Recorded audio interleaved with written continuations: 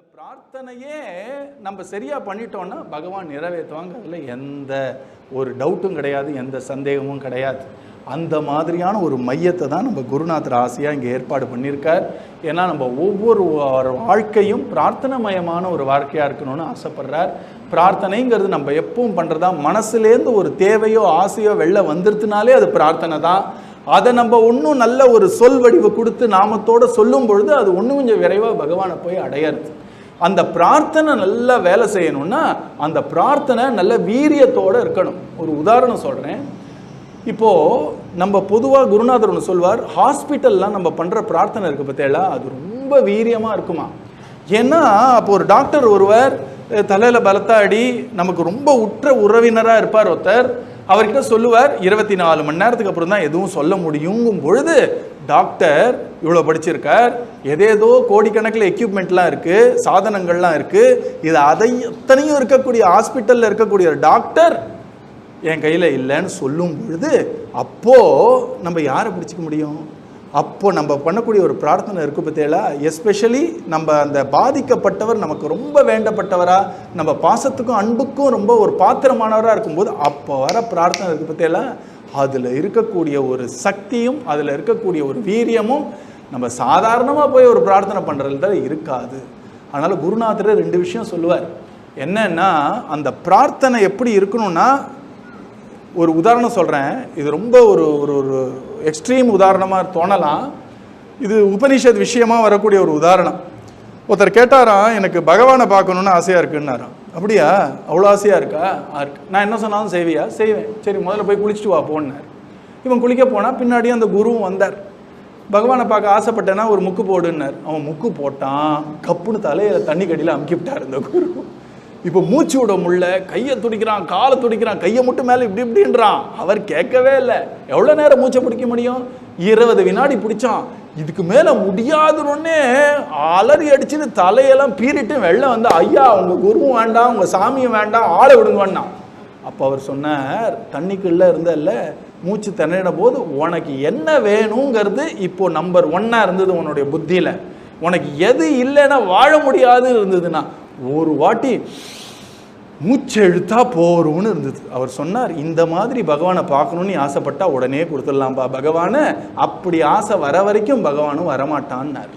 அப்போ நினச்சி பாருங்கள், பிரார்த்தனைங்கிறது ஒரு அன்புக்கு பாத்திரமான ஒருத்தர், அவர் ஏதோ ஹாஸ்பிட்டல் பெட்டில் கிடக்கிறார், அந்த ஒரு டாக்டர் சொல்லிட்டார் 24 மணி நேரத்துக்கு அப்புறம் தான் சொல்லும் போது நமக்கு அந்த நிலை எப்படியாவது ஒரு பிழைக்கணுமே, கிருஷ்ணா கிருஷ்ணா கிருஷ்ணான்னு அப்போ நம்ம ஒரு பிரார்த்தனை பண்ணுறோம்ல, அந்த மனநிலையில் அந்த ஒரு வீரியத்தோடு பண்ணக்கூடிய பிரார்த்தனை ரொம்ப பவர்ஃபுல்லாக இருக்கும். ஏன்னா இனிமே அவனோட அருள் விட்டால் வேற கதி இல்லை அப்படின்ற முடிவுக்கு அப்போ வந்தாச்சு.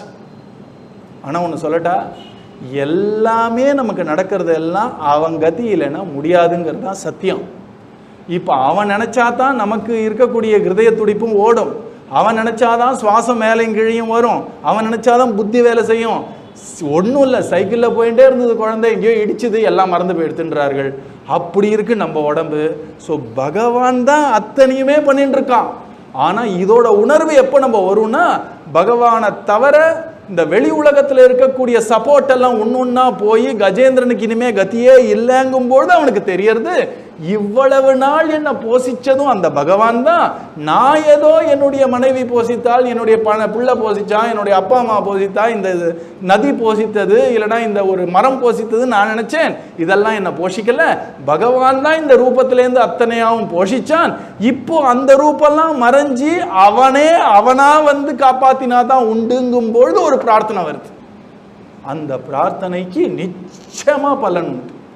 அதனால இதுலேருந்து ஒரு விஷயம் புரிஞ்சுட்டோம். என்னன்னா, நம்ம பிரார்த்தனை பண்ணுறோம் இல்லையா, எதற்காக பிரார்த்தனை பண்ணுறோங்கிற விஷயத்தை கொஞ்சம் நேரம் சிந்தனை பண்ணிட்டு பிரார்த்தனை பண்ணோம்னா வீரியமாக இருக்கும். உதாரணத்துக்கு, எனக்கு ஒரு வேலை வேணும் அப்படின்னு நீங்கள் பிரார்த்தனை பண்ணுறீர்கள். எதற்காக வேலை வேணும்? எதுக்கு வேணும்? வேலையேவா நம்ம வாழ்க்கை?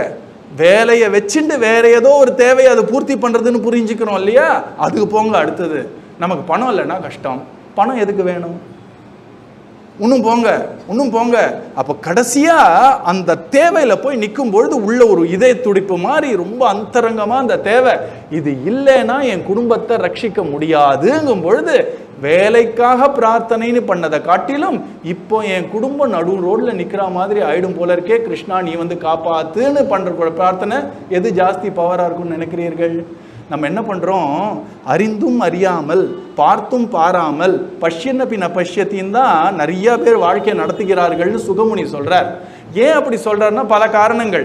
அதுல ஒரு காரணம், நம்ம பிரார்த்தனைன்னு நம்ம ஒரு ஆசையையோ இல்லைன்னா நம்ம ஒரு ஒரு ஒரு தேவையோ சொல்றோம்.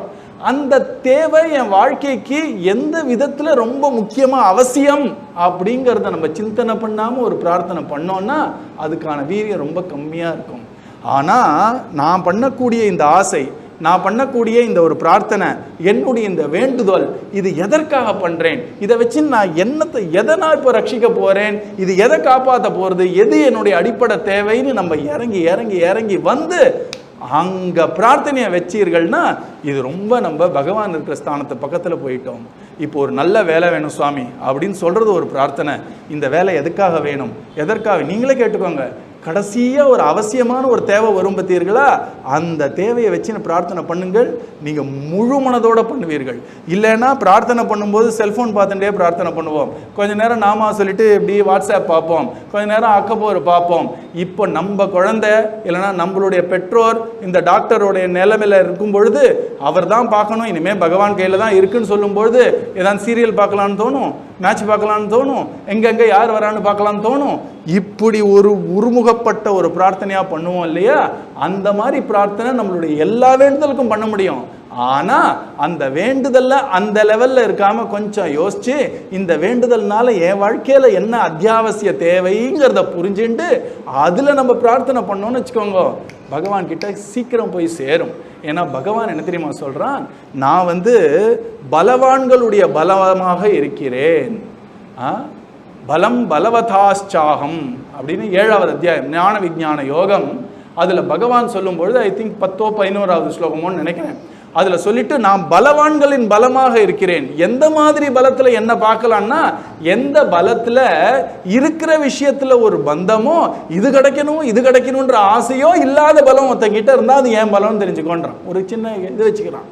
அடுத்த அடியில சொல்ற விஷயம் தான் ஆச்சரியமான விஷயம். தர்ம அவிருத்தோ பூதேஷு காமஸ்மி பரதர்ஷவா அப்படின்றான். தர்மத்துக்கு விரோதம் இல்லாத அந்த ஆசைகளாக நான் இருக்கிறேன் அப்படின்றான். இன்னொரு ஆச்சரியம் பத்தீர்களா, ஆசை எங்கேயான பகவான் ஆசையர்மின்னு ஒரு பெரியவர் சொன்னார். ஈசனோட ஆயினும் ஆசையர்மின்னு அது ஒரு பாதை, அது ஒரு அழகு, அதை பத்தி அப்புறம் பார்ப்போம். இங்க உனக்குள்ள இருக்கக்கூடிய அடிப்படை ஆசை, அதாவது தர்மத்துக்கு விரோதம் இல்லாத ஆசையாக நான் தான் இருக்கேன்றான். அப்படின்னா என்ன சொல்றான், நான் இந்த ஆசை மூலமா நீ என்னோட சம்பந்தப்பட்டு இருக்கேன்றான்.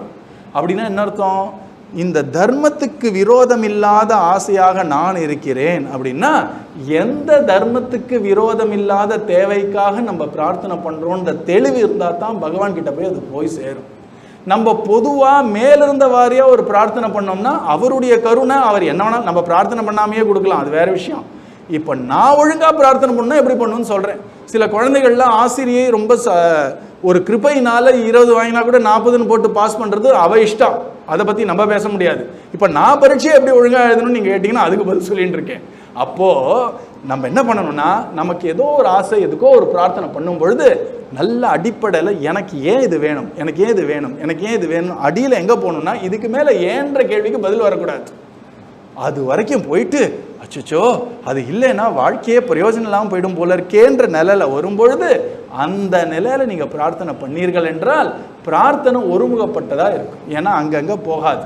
உங்களுடைய பிரார்த்தனையுடைய ஒரு அத்தியாவசிய தன்மையை நம்ம உணர்ந்து பண்ணோம்னா இந்த மனசு அங்கங்க பிரார்த்தனை பண்றதுக்கு விலகாது. ஒருத்தருக்கு செம்ம வலி காலில்னு வச்சுப்போமே, அப்போ ஒருத்தர் வந்து இப்போ கேரட் அல்வா சாப்பிட்றியானா சரிதான் போடா வலியில் துடிச்சுட்டு இருக்கேன்னு சொல்கிறோம் இல்லையா. அப்போது நம்மளுடைய தேவைகளை நம்ம நல்லா உணரணும். எந்த அளவுக்குன்னா இது இல்லைன்னா என் வாழ்க்கையில் என்ன ஒரு பெரிய பாதகம் வரும்ன்ற அளவுக்கு நல்லா புரிஞ்சுண்டு அதுக்கப்புறம் பகவான் கிட்ட போய் அழுதோம் அப்படின்னா, நாமா சொல்லி பிரார்த்தனை பண்ணோம் அப்படின்னா நம்மளால வேற சிந்தனை இல்லாமல் பிரார்த்தனை பண்ண முடியும்.